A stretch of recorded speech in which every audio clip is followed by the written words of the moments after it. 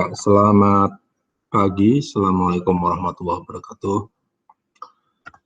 Ya, kita sudah ada 12 ya, dan semuanya. Atau mungkin kurang 1, 12 ya. 12. Ya, jadi ini sudah memasuki minggu ke-4 ya. Minggu ke-4, jadi ini pertengahan minggu sebelum memasuki UTS. Jadi mungkin kita nanti akan ada beberapa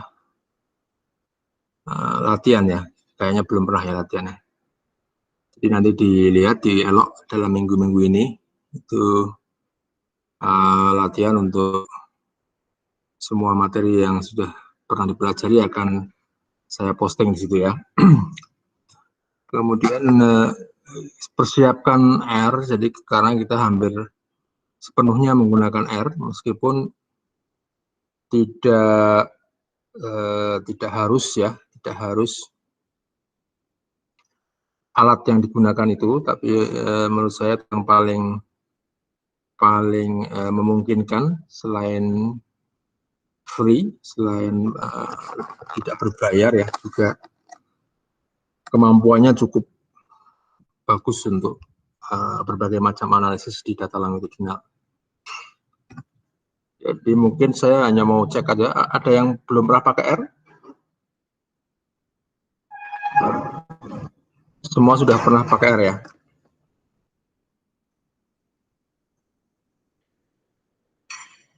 Aman ya, pernah pakai R semua? Ya, oke. Jadi nanti hampir sepenuhnya kita akan menggunakan itu.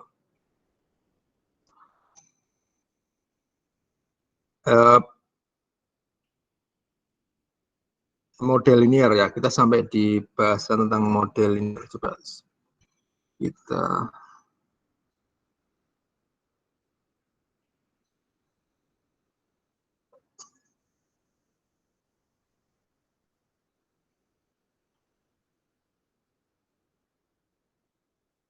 model linear ya, sebentar ya. Ini minggu ke-4 model linear. Kemudian nanti kita coba komputasi model linear menggunakan R dan juga latihan ya di minggu-minggu berikutnya ya. Jadi nanti memasuki UTS itu bahannya sampai model linear umum dan yang sebelumnya. Ya, model linear umum itu seperti apa ya? Jadi kalau mungkin pernah mendengar istilah general linear model. General linear model. Singkatannya bisa ada dua bentuk. Ada yang mengatakan GLM, ada yang mengatakan Genlin. Jadi kalau singkatan yang dibuat oleh SAS itu mereka mengatakan Genlin.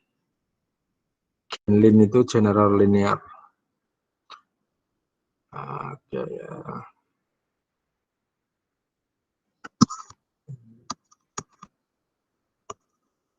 General, sebentar.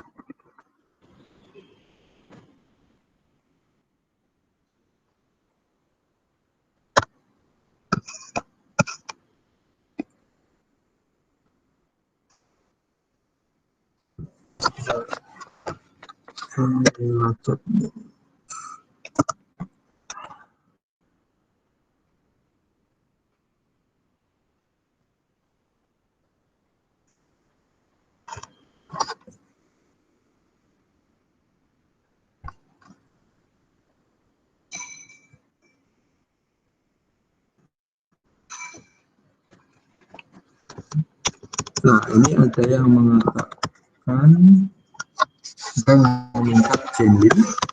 Nah, ada yang mengatakan GLM, tapi GLM ini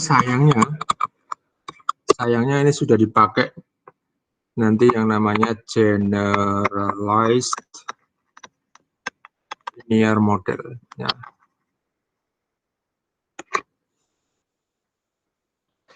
Nah, kalau SAS itu GLM ini mereka menyingkat GenMod, ya, GenMod, GenLin dan GenMod.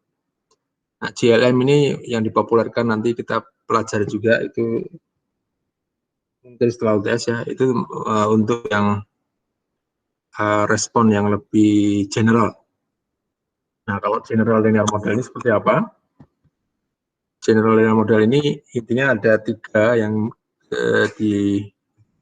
yang kita mungkin pernah mempelajari, yaitu ANAVA, regresi linear, dan ANACOVA ini mungkin sekarang tidak pernah terdengar lagi ya. Jadi mungkin dulu ANAVA saya kira masih ya, regresi apalagi, tapi kalau ANACOVA mungkin sudah tidak terlalu populer.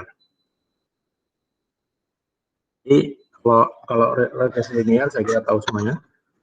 Ini pada awalnya itu hanya untuk Y dan X ya yang linear. Jadi yang bentuknya begini ya.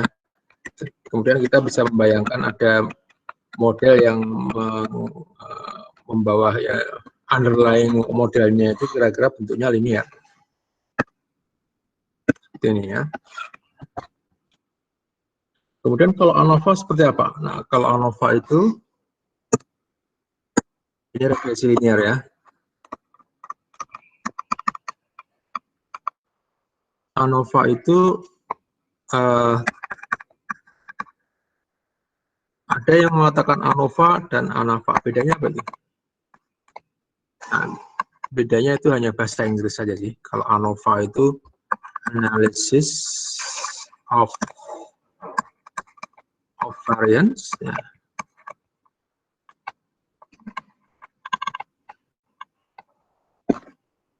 Ini analysis of variance. Kalau ANAVA analisis variansi. Kebetulan ini yang bahasa Inggrisnya mengikuti bahasa Indonesia ya. Jadi kalau yang benar kan variance analysis harusnya. Tapi mereka menggunakan analysis of variance. Jadi singkatannya sama ya. Hanya berbeda of. Nah, kapan kita menggunakan ANOVA itu kalau X-nya itu bukan continue, tapi misalnya ABC ya.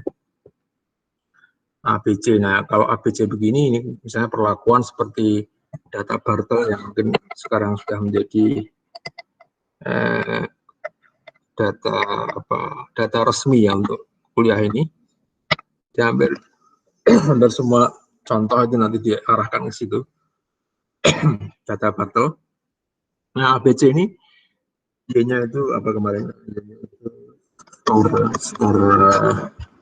Skor apakah seorang pasien itu nilainya 40 atau 100 tergantung seberapa normal dia. Kalau A mungkin A katakan itu bagus ya. Kalau A itu bagus berarti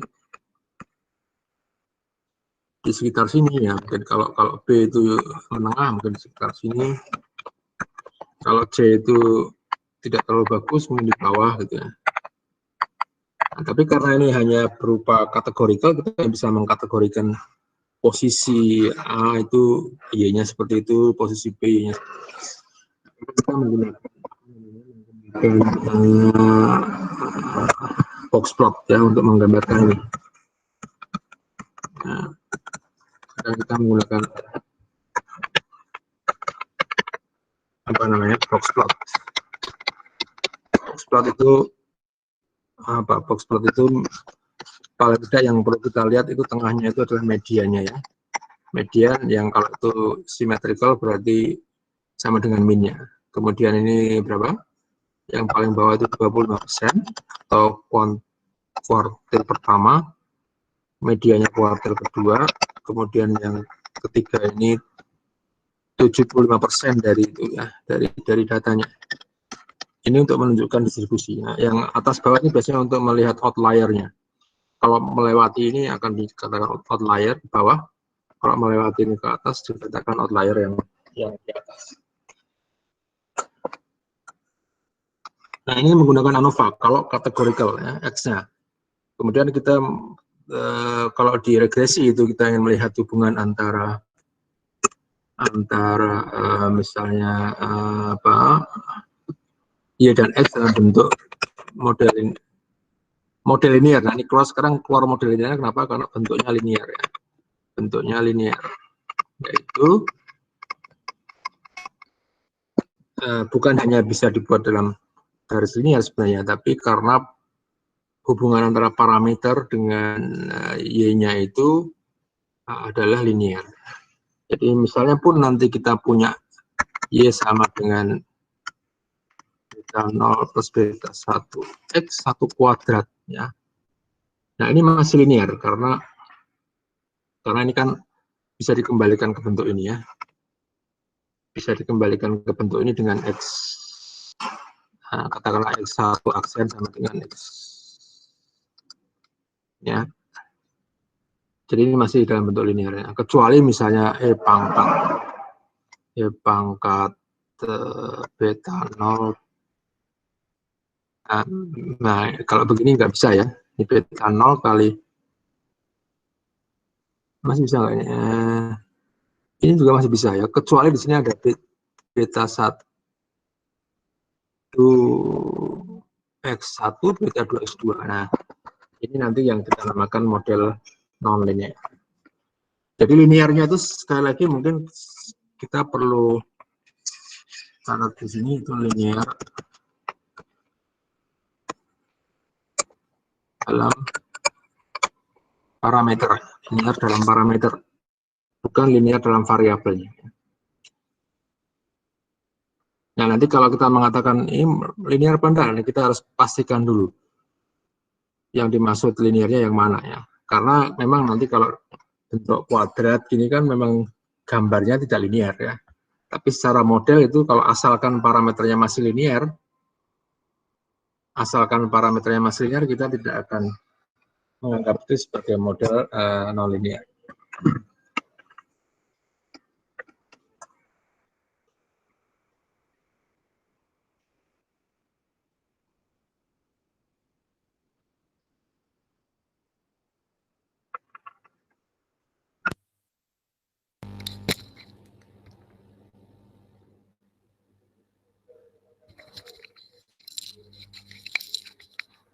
Baik, sebelumnya saya mau cek ini bisa terdengar ya, bisa ya? Saya sekarang pakai mic soalnya. Aman ya? Halo, ya? Bisa Pak. Oke.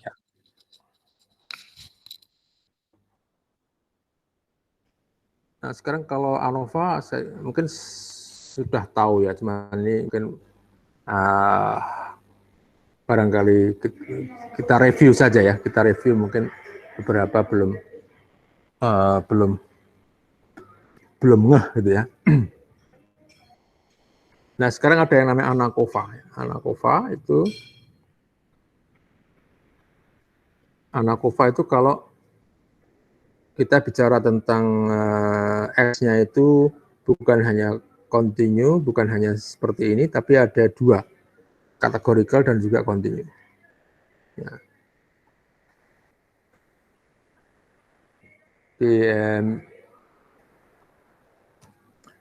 Kita punya misalnya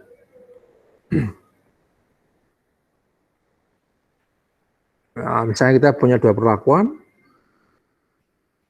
ya, kemudian ini misalnya X1, ini Y-nya, nah, X2-nya apa? X2-nya itu A kelompok ya, A, B, C. Ya. Nah, jadi mungkin ini jadi mirip-mirip seperti yang kita pelajari di awal kuliah ya, tentang data Bartel juga. Itu bisa dianggap sebagai model ANOVA, tetapi nanti kita harus melihat bahwa ANOVA yang di sini itu menganggap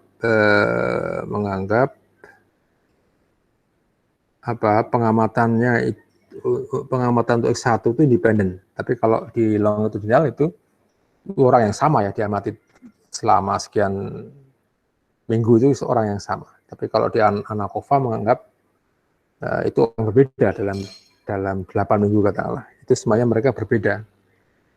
Oke, jadi ini ada kelompok satu mungkin begini, kelompok satu itu A ya, katakanlah yang A. Kemudian ada yang B.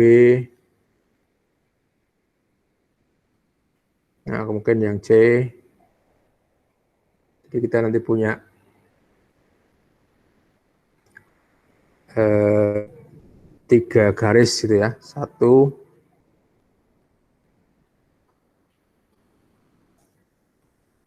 nah ini mungkin yang A, kemudian yang B,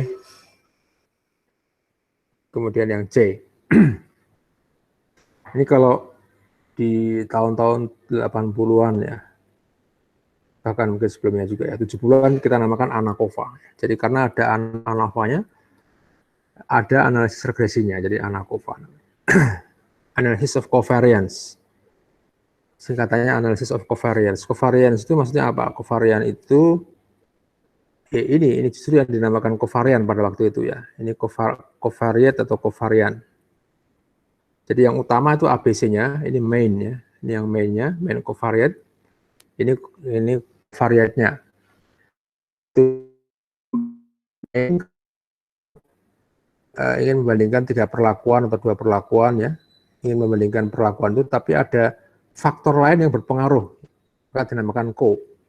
Nah, co-nya ini biasanya kontinu, sehingga akan memberikan, kalau co-nya ini kategorikal, kita punya apa?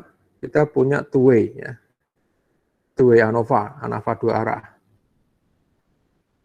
Kalau ketambahan satu lagi three way. Nah, tapi kalau setahu saya ya, saya belum pernah mendengar yang lebih dari itu ya. Kalau sudah mulai apa? Kalau three way masih ada ya. Three way ANOVA itu saya pernah adalah buku yang membahas itu ya. Three way ANOVA itu artinya sebenarnya cuma variabelnya ada 3 saja, X1, X2, X3. Bukan kategorinya ya, variabelnya ya. Kalau kategorinya tiap-tiap ini bisa 2, bisa 10 ya. Tapi variabelnya cuma 3 ya. Nah, ini three way ANOVA. Kalau itu bisa juga 2 variabel kategorikal, 1 kontinu itu menjadi ANACOVA ya. Kalau semuanya kontinu itu regresi. Nah, terkait itu mungkin ada baiknya melihat ini mungkin ringkasan yang bagus untuk melihat secara utuh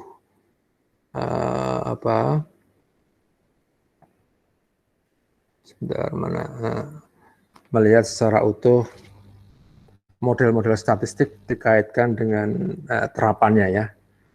Jadi kita bisa, kalau saya selalu menggunakan semacam ini untuk memandang permasalahan statistik yang dalam bentuk model ya, model variable dependent, variable independent. Jadi yang sebelah kiri itu kita namakan variable dependent. Nah, yang sebelah kanan ini adalah variable independent. Nah, namanya bermacam-macam. Itu ada yang dinamakan faktor, determinan, variabel penjelas ya, namanya macam-macam. Kalau orang epidemiologi mungkin suka mengatakan outcome ya, exposure ya, paparan. Kalau orang teknik mungkin mengatakan input output indikator ya. Nah, tapi kalau orang statistik sebenarnya hanya Y dan X ya. Jadi ada yang di posisi katakanlah yang sebelah kiri itu, yang dipengaruhi yang sebelah kanan ya. Nah, ini hampir semua model sebenarnya bisa dinyatakan di sini, dan termasuk model kita yang kita pelajari,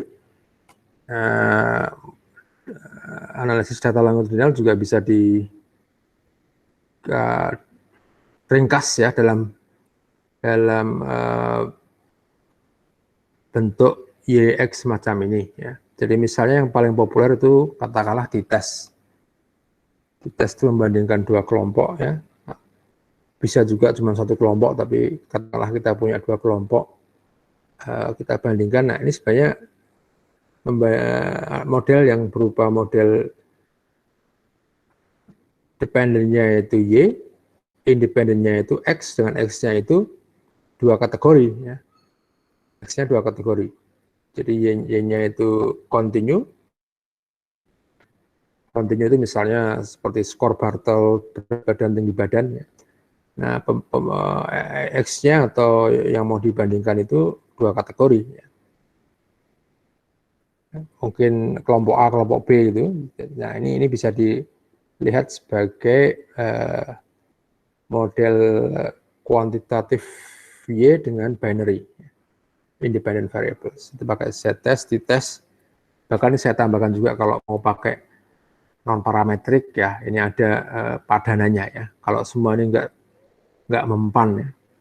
Mempan di asumsinya, ya. Kalau nggak mempan di asumsinya, pakailah yang main Whitney. Nah, yang barusan kita bicarakan tuh ANOVA juga sama, ya. Kalau categorical lebih dari 2 kategori. Nah, ini independent variable tidak mengatakan 1 atau 2, ya, bisa 2 juga. Jadi misalnya Y dipengaruhi X1, X2 begini. Nah, asalkan ininya categorical semua, itu bisa kita gunakan ANOVA. Nah, ini kalau alternatifnya apa? Bisa yang non parametrik itu menggunakan Kruskal-Wallis. Kalau categorical continuous, nah ini sekarang yang campuran. Jadi X1-nya mungkin categorical, X2-nya mungkin continue, atau sebaliknya. Bisa juga lebih dari itu, ada X3 dan seterusnya, tapi semuanya bisa dilihat sebagai categorical atau continuous. Nah, ini baru muncul yang tadi, ya, regression.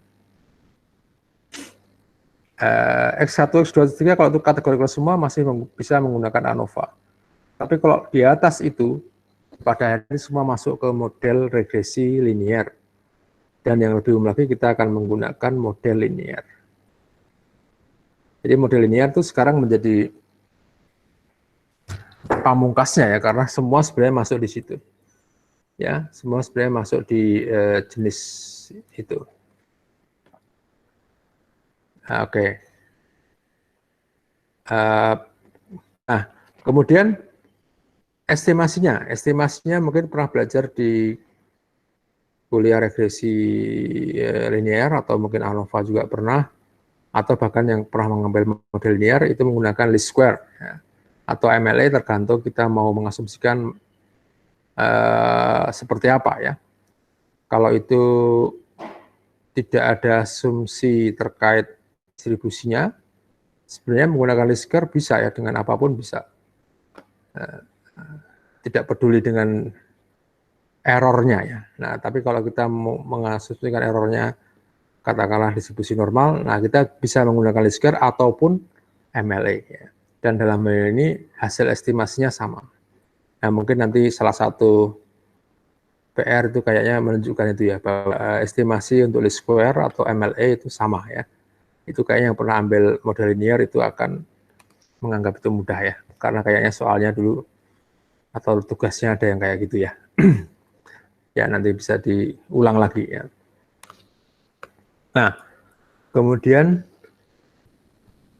oke, lah ini semuanya itu ada counterpartnya, ada alternatifnya. Kalau nggak bisa, ada non-parametric regression.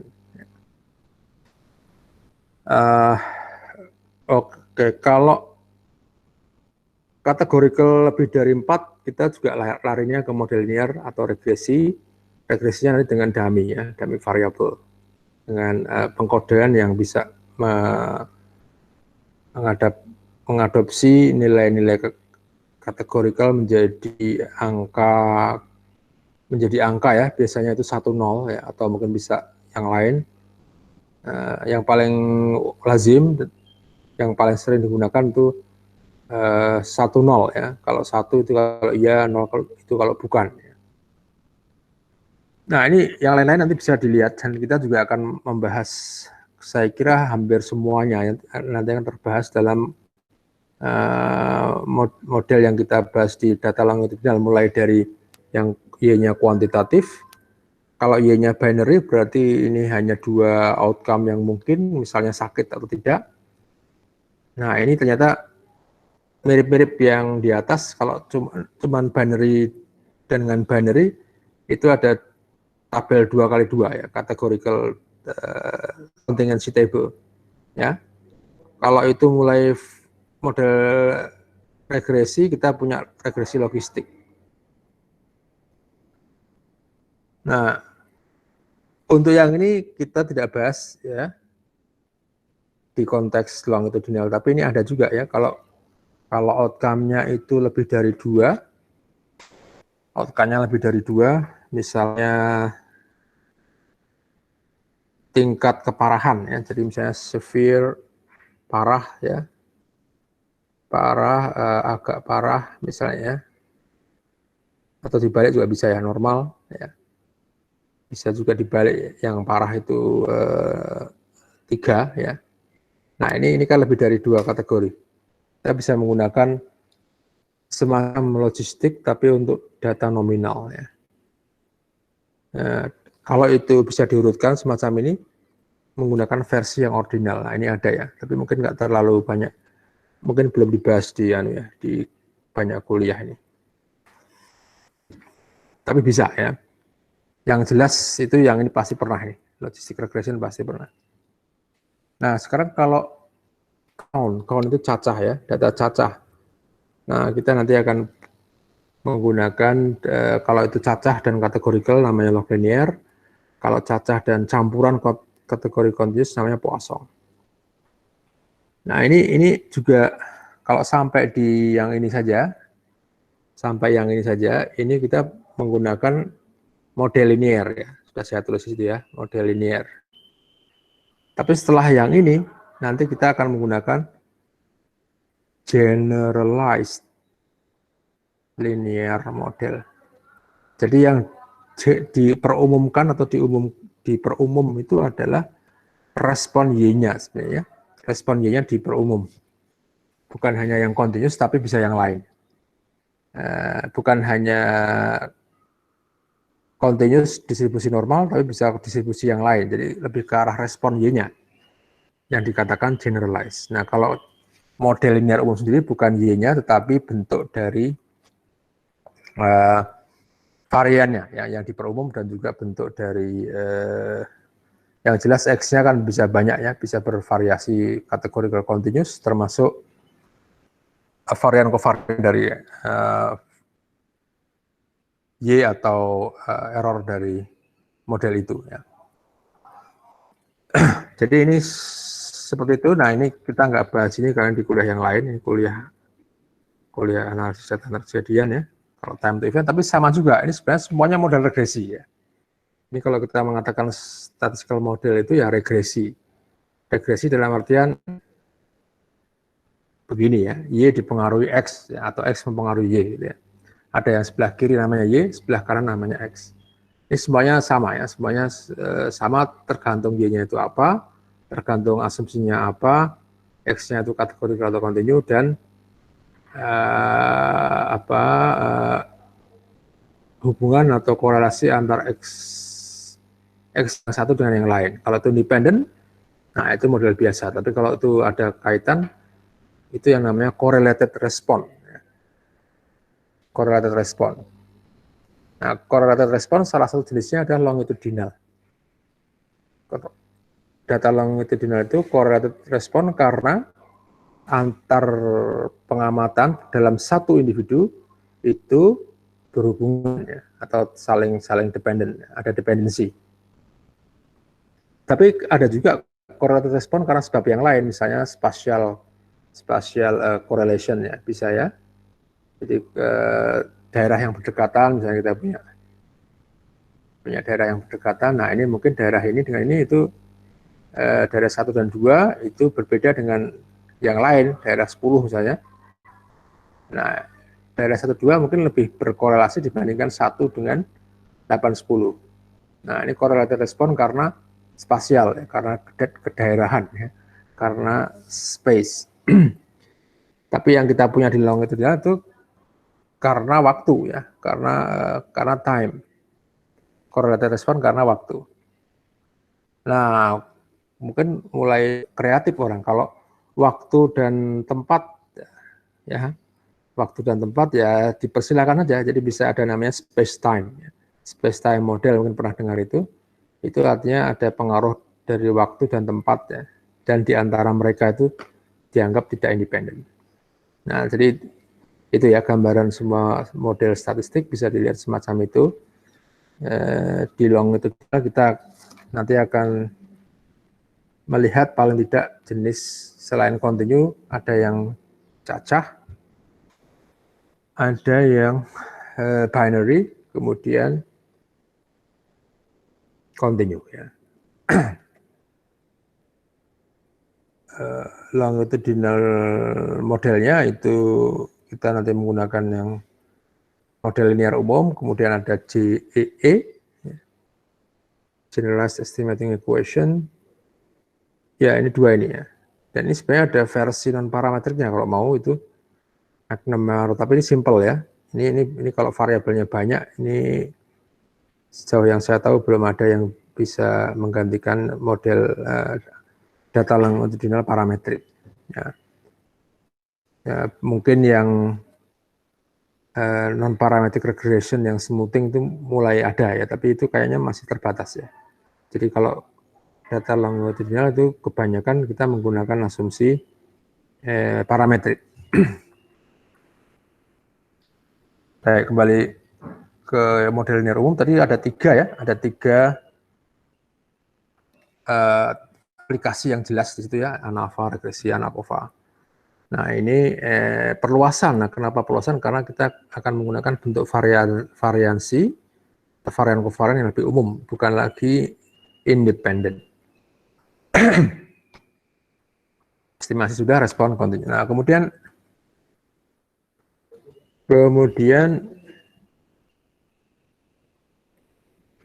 modelnya seperti apa? Jadi modelnya itu, ya, salah satunya yang bisa kita lihat dengan bentuk semacam ini seperti model regresi biasa. Seperti model regresi biasa, tetapi ada UI dan ZI, ya. UI-nya itu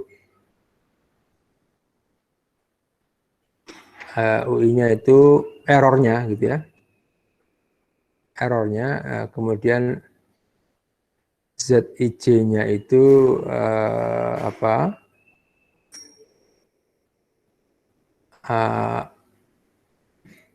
ZIJ itu errornya, sorry, ya. ZIJ itu errornya, UI-nya itu dependensi di antara di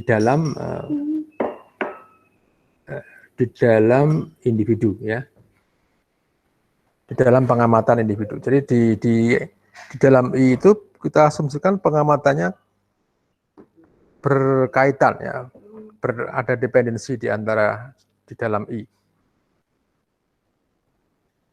Nah, ZIJ itu, jadi mungkin saya gambar aja biar gampang. Saya gambar sebentar.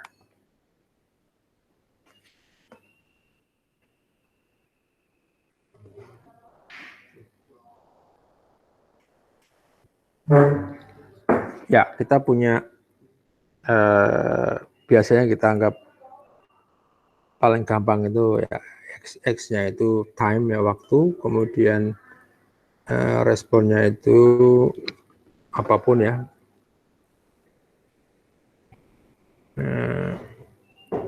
Ya, ini seperti Bartel, ya, data Bartel yang kita punya ini. Nah, kita menganggap di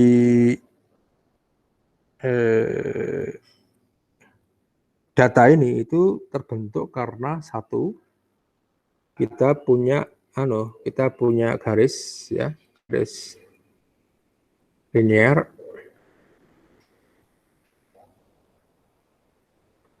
Oke, sebentar, ya.